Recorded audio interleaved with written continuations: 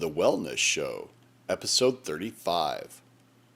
Welcome to The Wellness Show, a podcast on health and wealth. I'm your host, Tyson Bannigan, the founder of the Extraordinary Healing Arts Academy. Join me as we get the latest insight, tips, and strategies from wellness providers, coaches, and successful, heart-centered entrepreneurs, and much, much more.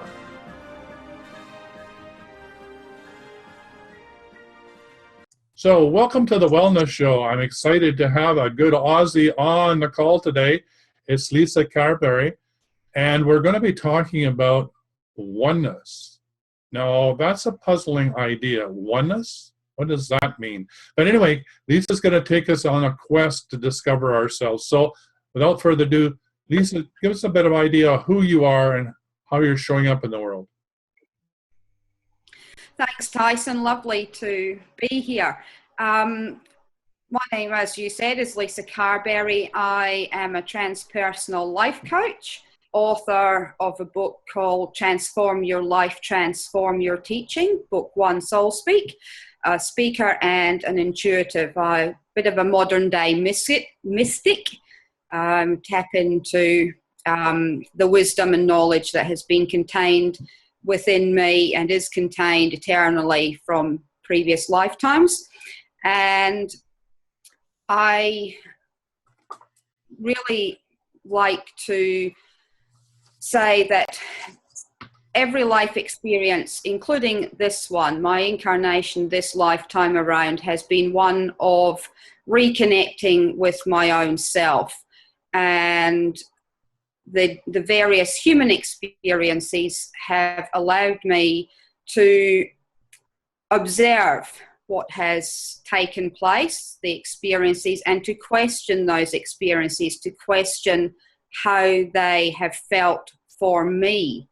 And on the basis of those feelings, that has prompted my own inward journey of self-discovery. So I've reached a point where I'm at peace with myself and the world and appreciate my oneness and connection to everything and everyone.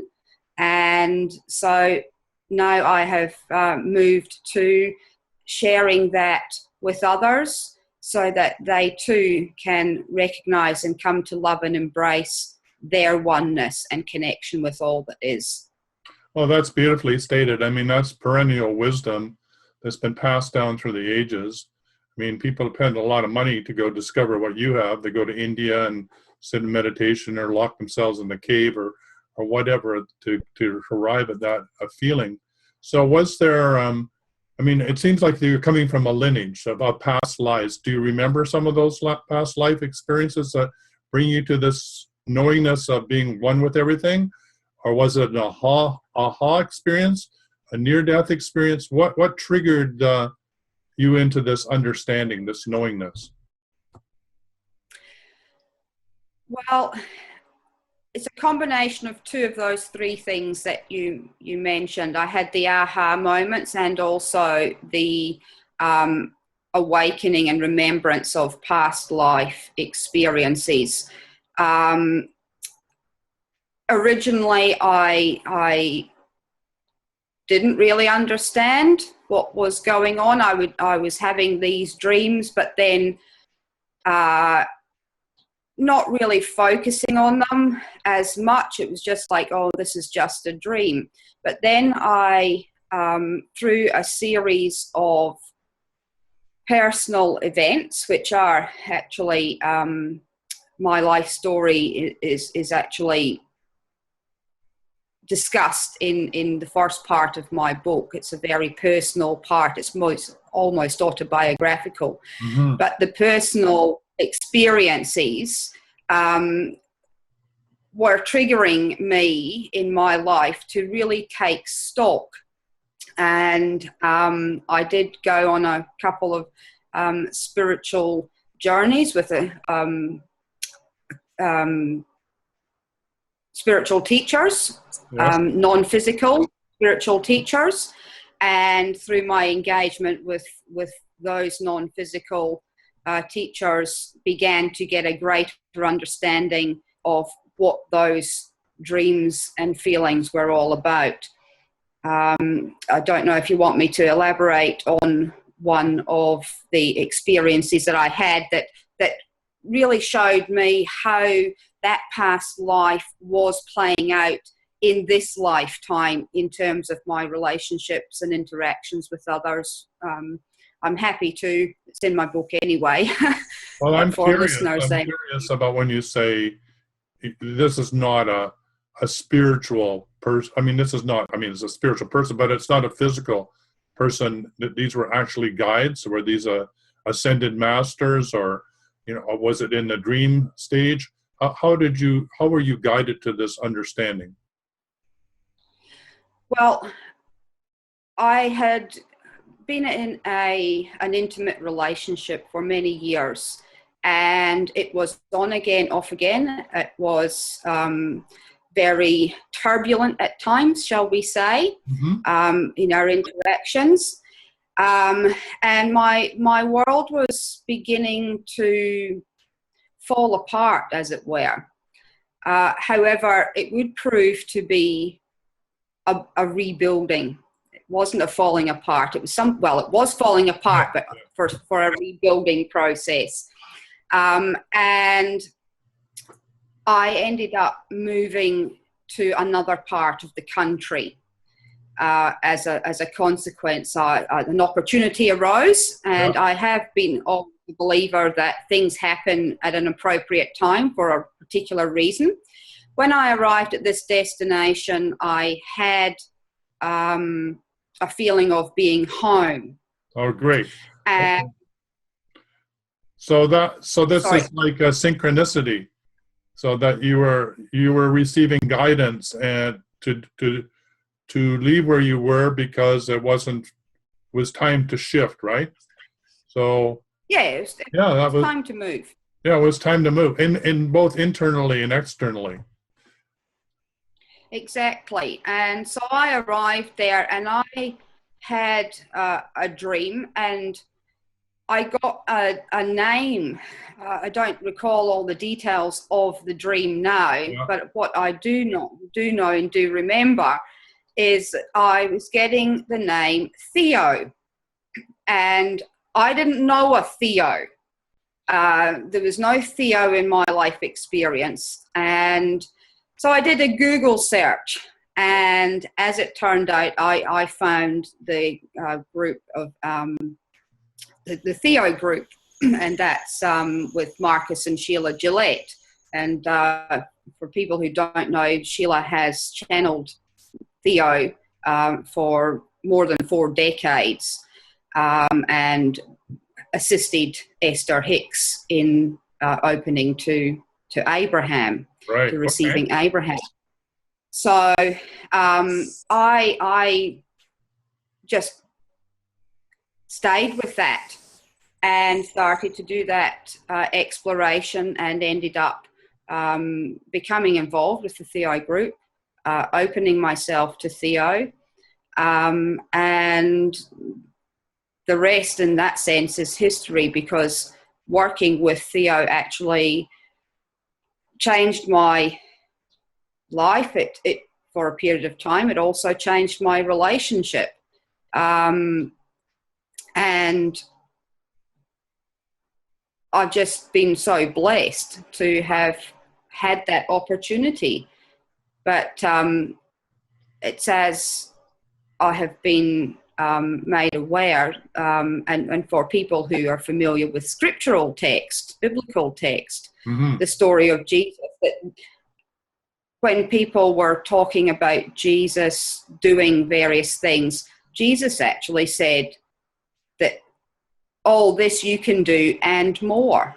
Absolutely. And that's something I keep in mind, is that whatever one's beliefs in that sense to do with organized religion, Jesus was a prime example of a person who did so many things, and our oneness and connection to that energy, we are all remembering our Christ-like consciousness, the Christ consciousness, the Christos. And this is what we are beginning to awaken to at different points and at different paces, because it's not just going to happen all in one big vacuum. Right. It is a progressive thing. So I have a couple of questions about that. I love what you're saying. I mean, are you seeing this in terms of, the Christus? Are you thinking of this in Teilhard de Chardin when he's talking about the noosphere, the Christed consciousness of being a collective, arriving at knowing that we are one with spirit, or we're one with source, and we're one with each other, and we have a new emerging consciousness on the planet? Are you referring to that as well as, allowing the Christed consciousness, the crown of that, to be birthed within the self? And that second question of all that, or maybe it's the third question, is, are you now receiving your own guidance directly? Like, are you a channel? Have you started channeling for other entities as well, or are you stuck with this one being? To answer that one first, I do channel and intuit. I receive my own guidance, and I have come to appreciate that I have always been receiving that. Right. I can actually be having conversations with people, and then I just start saying things to them, and they go, "Wow, that was so powerful. Where did that all come from?" And I just go, "Oh, that's interesting. Well, it wasn't from me personally, this human. I was obviously receiving this information to share with you." Yeah. So it's just become, I don't question that. Yeah. Thank you for describing it that way, because I want people to understand that that's how simple it can be. Is when you find that you're almost teaching yourself, you're almost astounded by the words that are coming out of your own mouth for somebody else. It most likely is an indication that you're receiving guidance. So, this is not really that woo-woo. It's just showing up and being there for somebody else. And this happens. You become the divine, you become the conduit for the divine flow of consciousness to come through. So thank you for that description. That was helpful. I think that will help everybody understand what this means, right? Yes, and it does link into the first part of your question, and that is about the Christ consciousness. And I say it's the collective consciousness and the individual consciousness, that when we are in a place where we are aware of the Christ consciousness within, then we can notice and observe and understand the Christ consciousness without. Mm-hmm. We get to see the other things that are going on around us that are examples of the collective Christ consciousness. And the more people that engage with their own Christ consciousness, the greater it adds to the well of the collective Christ consciousness. And sometimes that happens in the most traumatic of ways. Mm-hmm. It appears to happen in the most traumatic of ways. We've seen a lot of world events, for example, over the last while, particularly, where things have happened, things have taken place. And again, those things have taken place because of individual and collective consciousness, the levels that they have been at. And it's all bubbling to the surface and expressed in quite extreme ways. However, then you see and observe the flip side of that consciousness, where people come together in love and compassion and outpouring, and they really just come together, and that's there then when you see the rising up and how much of the Christ consciousness is actually present in the world. And it's about being able to focus on that Christ consciousness rather than what some people would refer to as the darkness. Right. A nice description. So do you then see Christ consciousness in terms of planetary consciousness, so part of the evolutionary consciousness on Gaia or planet Earth? Like, do you see it in terms of also like the Christ grid being formed as the geometry of consciousness around the planet? Do you relate to those sorts of things as well? Yes, I say we're all connected. Everything is connected. We are connected to Mother Earth, Gaia. We're connected to everything outside of what we call planet Earth. We are multidimensional, multi-experiential beings. We often hear in spiritual circles that we're not human beings having a spiritual experience. We are spiritual beings having a human experience. And we're all energy, and that is everything. But it's also about being able to recognize that in this human form, we chose to come here and have a human experience.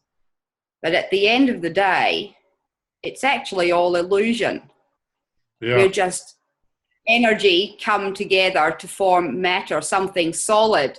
But we get so caught up in this solidity and this linear time frame that we have forgotten just how expansive we are, how energetic we really are. And so we observe people doing these things like bending spoons with their, just by looking at them, and we go, wow, how do they do that? Well, they're using energy. Right. It's going to show, or helps to show, the illusion of our so-called perceived reality. So if this is illusion, and I totally agree with you, and we are multidimensional beings, and I agree with that too, then how on a practical level do you deal with your multidimensionality in a day-to-day? I'm just curious about that, because I know in my own life I'm exploring that. So one of the clues for me is synchronicity, is the acausal connections of things showing up in threes is an indication that I'm dealing with a hyperdimensional or a multidimensional reality, which doesn't fit into the causal chain of events that we're normally used to in this dimensional reality. That A follows B, C, the time sequence just ceases to have any meaning, that past, present, and future is now in the eternal now. So I know you are gifted, because it's talking about oneness and also allowing yourself to be a channel, then you must be learning how to manage all that in the human body, that multi-dimensional aspects of who you be. So can you say anything about that? Any hot tips or insights that you have from your perspective? My hot tip is go with the flow. Absolutely. But sometimes I say things that it's not new, and that's what I say. There's not, in this lifetime, there's really no original thought. So people talk about intellectual property, and I go, well, yeah, it's not original. Somebody else has said it before. It's just you're saying it. Some people are ready to hear it. You're saying it in a particular way that people can connect with, but it's actually all out there. Yeah. But it's so there's nothing new under the sun. We've been here, we've done it. Yeah, and in fact, I guess you could say there's been other civilizations on this planet that have done this and graduated, ascended, whatever ascended means, full body enlightenment. So we're not the first ones through the gate. This is an old story. It's a good story. It's a good news story, but it's an old news story. I mean, we're just learning what others have learned, our predecessors, right? Yeah, and with each, I suppose, human generation experience through the eons, Mm-hmm. there's been an adding to the collective knowledge and wisdom that's been shared. And what comes out is when it's ready to come out. But it has always been there, as we have always been here and there, and will continue to be.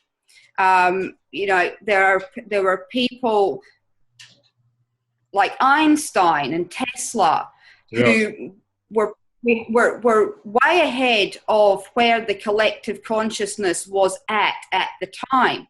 However, because of the planetary energies and being in the fifth dimensional energy fully in place now in our lifetime, the collective consciousness is now more open and receptive to understanding what they shared back then. And you see that all over Facebook and in social media, all the quotes that come out from what they have said previously. But now we're in a place to actually understand what they were getting at. And they were laughed at, and people who were understanding of what they were saying and supported what they were saying and were helping them to get the message out. Now we've got people who are ready to embrace it even more and take it out even more. And it's a time of remembering exactly what was shared and sharing even more, because the planet and the collective consciousness is now more ready than ever before to embrace the knowledge and wisdom that has always been there. Yeah, I like that. So getting back to, you being a transpersonal psychologist and helping clients stand in their own truth and coming forward and claiming their oneness, which I'm sure is what you're doing. Do you do that also on a group level? Like, do you do it in a collective sense as well? Yeah, I just want to correct you just a little bit, Tyson. I'm a transpersonal life coach. Okay. I'm not actually a psychologist. I have studied psychology, but I don't have a qualification. So well, that's probably a relief. It is. Well, but certainly the concept that some people have about psychologists and psychiatrists, it's not a pleasant one. So, so I'm a transpersonal life coach. I do work one-on-one and tailor according to the individual, because whilst we are all one, we all are coming from different experiences and backgrounds. So it's not a one shoe fits all or a glove that everybody's hand goes into. So I tailor each session or each program that I offer. It is specifically tailored to that individual based on where they have come from, where they are, and where they want to be. In terms of the group side of things, I'm really excited that throughout the remainder of the year, I'm going to be organising a number of virtual online events and also in-person events within Australia. But I'm open to somebody offering to pay my flights and things like that to a location overseas. As long as it's not Antarctica. It's a bit cold up there, I think. But I do like group work as well, but again, it's tailored to that group. And I use my own intuition, my own sense about the group and what people share within that group to develop a group program. I do tend to go with the flow in all of that as well. So do you get on the stage like Esther Hicks and just open yourself up and deliver? Have you done any of that sort of thing? Not that I'm consciously aware of. It's like I was saying before, Tyson, that I can get up and I can just start speaking. I'll give you an example. a very dear friend of mine a couple of weeks ago was having a bit of a health crisis, a health imbalance, I say, rather than anything else. And this person is very much into EFT, the tapping technique. Yes. Now, I play around with it, but I've never done any training. Again, it's just something that comes naturally to me. Right. And I said, well, do you want to do some tapping? And they said, yep, I'm open to it. And I said, okay. And I just took a deep breath. I just centered myself, connected in the heart space. And then I just said, you know the tapping points, follow the tapping points that you know, and just repeat what I say. And I started to do things and say things, and it was just coming. It was just coming to me. I was just sharing them. I wasn't consciously thinking about what to say. It was just flowing. And this went on for a good 10, 15 minutes, actually. And the person, my friend, started to experience that. And at the end of it all, I said to me, wow, that was so powerful. Did you read that from a script, or were you just saying that? Where did that come from? And no, I wasn't reading from a script. It was just all coming to me. All the words were just being given to me. So that's just an example. So that's why I say, okay, yes, I might be on a stage speaking, but it's coming from me, but it's not coming from me, as it were. It's coming through you. It's coming through. It's coming through me. Yeah. But also, we've all got that wisdom and capacity. It's about opening up to it. It's not that, somebody like Esther Hicks or channeling Abraham, it's not that they're any different to you or I. We all have that capacity and that ability, but it's about opening up to it. So do you help then your clients open up to that? Do you actually help them then to understand what it is to receive guidance, what it is to step into the flow, how to get out of their own way so that they can receive their guidance in the way that you're talking about? Yes, yes, it is one of the components that I encourage people to explore, and there are certain things that I will ask if they're open to doing things, such as, one of the great ways to open up is through just being still, being in quiet contemplation. And there's no right or wrong way to be in that stillness, be in that meditative state. You can do it when you're walking in the forest or driving. I mean, I often get my most inspirational moments when I'm driving the car. Yes, I'm focused on the road and making sure I'm safe and things, but my mind is clear, and information is often given to me, as I say, whilst I'm driving, and then I have to remember it when I get a chance to stop. Right. But yeah, so I think that's another hot tip, is that, whatever it takes to really disengage your brain that has, the endless stories to tell you, whether you're driving or going for a walk or having a shower, when your brain just disconnects, it allows for the guidance to come in and flow through, and you have the aha experience, or you just know that you're in the flow. So yeah, I think that's a really good tip. This is, letting go. What's the silent moments that you're allowing in your life to receive the guidance? So any other hot tips around that? I mean, that's really, really valuable for Joe and Martha Average to understand what this is all about. It starts in silence, right? Yeah, and it's also about trusting, because we appear to be so distrustful of lots of things and lots of people, in part because of our experiences. But that our experiences are only reflecting to us our own level of distrust or mistrust of ourselves.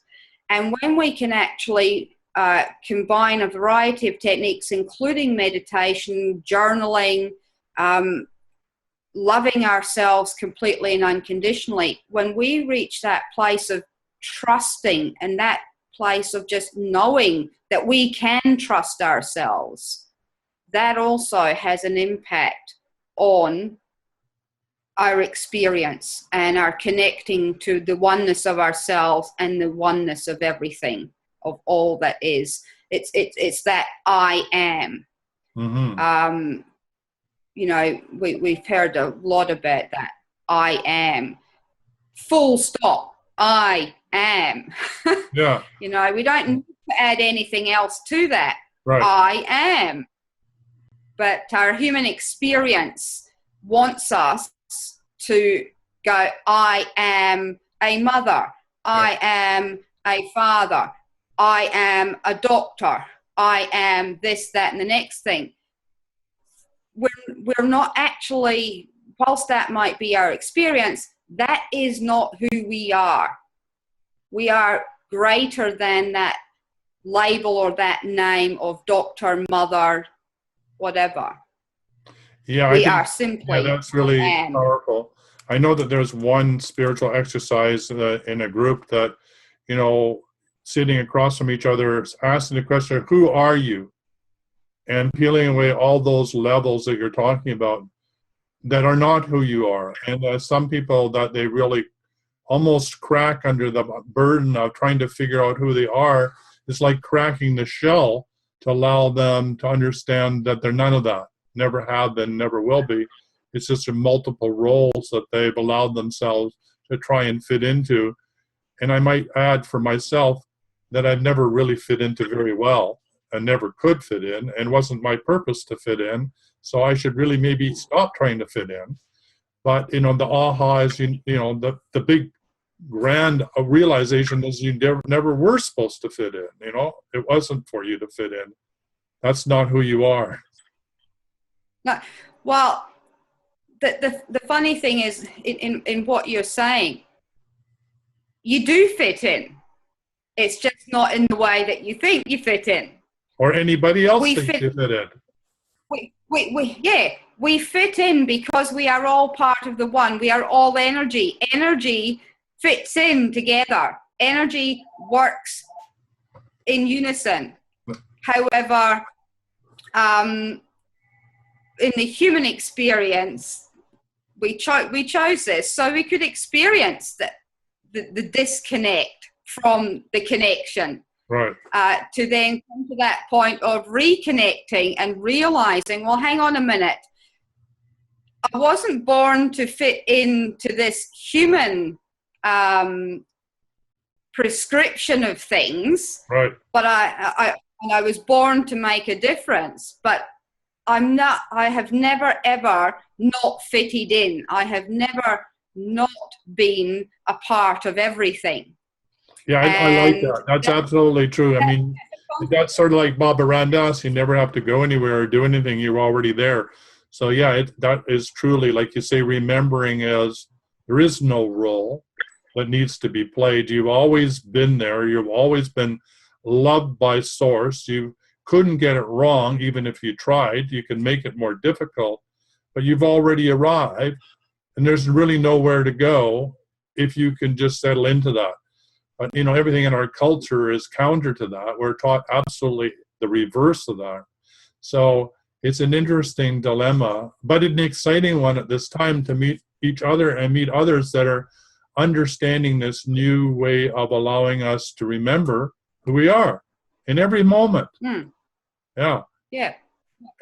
And the thing is that we've got our experiences now in this current lifetime, but all through that human experience, we've been building up those roles and those labels and saying, and the prescriptions of how we are supposed to fit in. one of the things I love is what other people think of me is none of my business. No, that's true. It's a common, But what I think of myself is my business, right? Yeah, exactly. Yeah. And, it's about how we're feeling internally, and how we are feeling internally with ourselves will be reflected as energy, as the energetic beings that we are. It will transmit an energy, a vibration, a frequency to our external world, and that then calls in experiences that are showing to us where we are not comfortable within ourselves. And we can make that choice to either embrace that and focus and really do some personal work, take that deep dive, face that fear and do it anyway, as Sheila Jeffers describes in her book, and go for it, and trust that each and every step of the way, the people who we have, because I do believe that we have people that spirits, other people that will come in at the appropriate time to support us along our path, just as I got Theo at the appropriate moment. It doesn't have to be non-physical beings.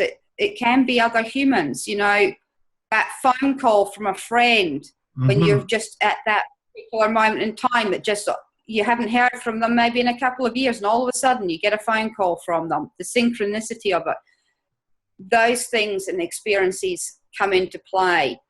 I like to, and I'm conscious I don't want to be talking, but one of the things that I liken it to is we all have particular movies that we like.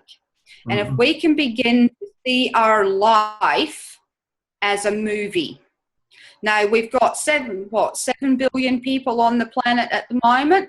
Each person on this planet at the moment is running a movie of their own and creating a movie. Some of them will be, they're all sequels from previous lifetimes. Right. But when you actually look at the way a movie works, is somebody writes a script. Now, are we writing our own script of our life and having that movie play out, or what kind of a movie are we running in our life? Are we running a drama? Are we running a romance, a sci-fi, whatever? But in a movie, you have different actors who come in and play those different roles according to what script has been written. Yeah, I like that. And we're doing that for ourselves. So we've got our own movie, but we are also characters in other people's movies. So it's a way of also trying to explain how connected we all really are. Right. Because whilst we've got our own movie, we can only change our own movie in that sense. We can only change our own script. But our own script then has an impact on who else sees our movie, who's seeing our movie play out. But then those individuals around us have their own movies, and we are characters and actors within their movie. And so we're all interacting and playing these different roles. And it is an example of perhaps a more visual example of how we can understand the concept of our connection to each other, our oneness, as it were. Yeah, so that's I like that. We're writing our own script. We're the directors, we're the actors, we call everybody in. A lot of these decisions we made, before we incarnated, we chose our parents, and we chose, who was going to play what role for our own soul growth, and the good and the bad and the ugly. So I know with the clients that I work with, that are having a lot of trauma and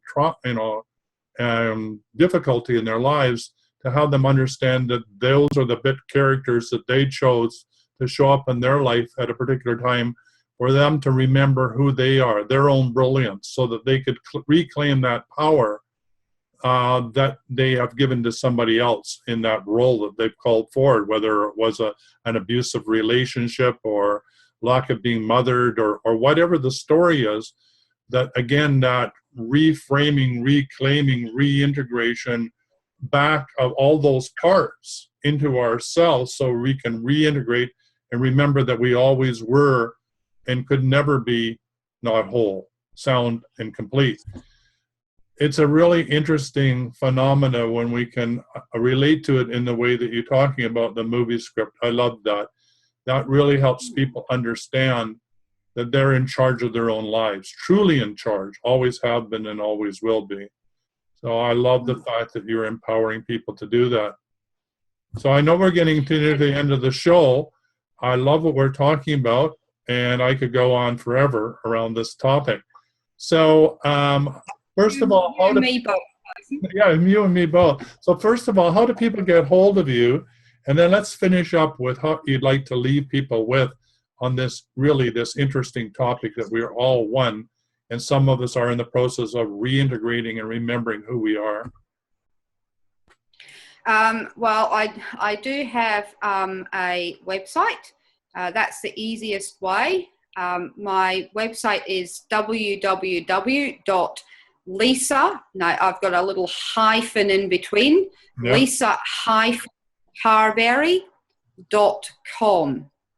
And there you'll be able to, you can find out more about me, find out about what I do, what I offer, and sign up for my newsletter. I don't bombard people with a lot of email. I go with the flow in that. I usually try and get a newsletter out once a month. But you can go in and sign up for the newsletter. There's a free audio available as well that people can download about connecting with your soul. So that's the best way to connect with me or contact me. I also have the social media links on that website. So that's really the go-to place to connect with me. And I'm on Twitter and things, but as I say, that those links are all on the website. So that's the best port of call. And listening to your podcast, that's another way of connecting with me. So I just invite people to, if they want to, I'm here. I'm open. I do offer a free consultation call. It's not a coaching call. Yeah. So if you're thinking about making some adjustments in life, then you can book in via my website for a free consultation. We just have a chat, like we've been having a chat today. We just engage, see where each other is at, see if we are going to be a fit for what you want to accomplish, and then we take it from there according to what the person who's making that connection wants and where they want to be. So Lisa, I offer a number. Any last thoughts you'd like to leave people with? Well, my tag that I use, you'll see it on the website, is re-educate your mind, engage your heart, and expand your soul. We can go through that process of re-engaging our mind, letting go of everything that we have been taught to believe about ourselves, letting it all go. And one of the ways that we do that is to engage our heart, to love ourselves completely, to have that heartfelt compassion for ourselves, and that then translates to being able to love without condition, without judgment, and compassionately to those around us. And through in both of those processes, that creates the expansion of your own soul and that awakening or reawakening, that remembering of who we really are and what we are really here to do. Lisa, that was wonderful. Thank you very much for being on this show. I loved every minute of it. We'll have to have you back and talk about your book at some time. I know there's much more we could talk about. So thank you ever so much. And that's a wrap. Thanks very much, Tyson. Lovely being here today. All right. Bye-bye. Bye. For quality online wellness products, courses, and services, visit our sponsors, theWellnessStore.ca and the Extraordinary Healing Arts Academy located at thewellnessacademy.ca. To stay in touch, visit us at thewellnessshow.ca. And until next time, be healthy, wealthy, and wise.